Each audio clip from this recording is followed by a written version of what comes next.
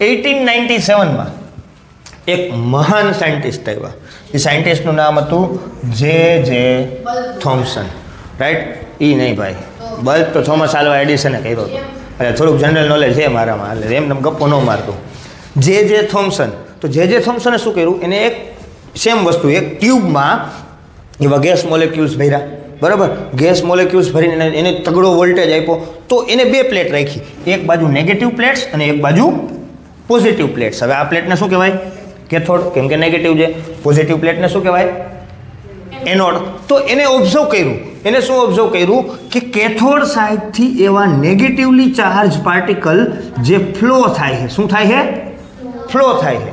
સમજાણો? અને એને ફાઇનલ કરી નાખ્યું. ઓબ્ઝર્વ કરીને એને છાતી ઠોકીને કીધું ભાઈ કે અંદર નેગેટિવલી ચાર્જ પાર્ટિકલ છે.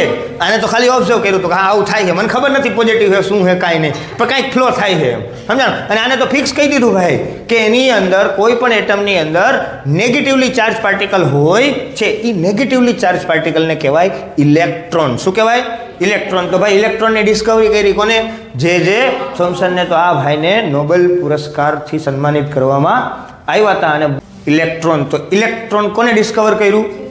જે થોમ્સન. અહીંયા ડિસ્કવરી થઈ ગઈ ભાઈ ઇલેક્ટ્રોનની, અને પ્રૂફ થઈ ગયું કે એટમ ઇઝ અ ડિવિઝિબલ. એટમને આપણે તોડી શકીએ. કેમ તોડી શકીએ ભાઈ? એટમની અંદર શું છે? Negatively charge particle. એને કહેવાય ઇલેક્ટ્રોન. હવે કઈ રીતે એરેન્જ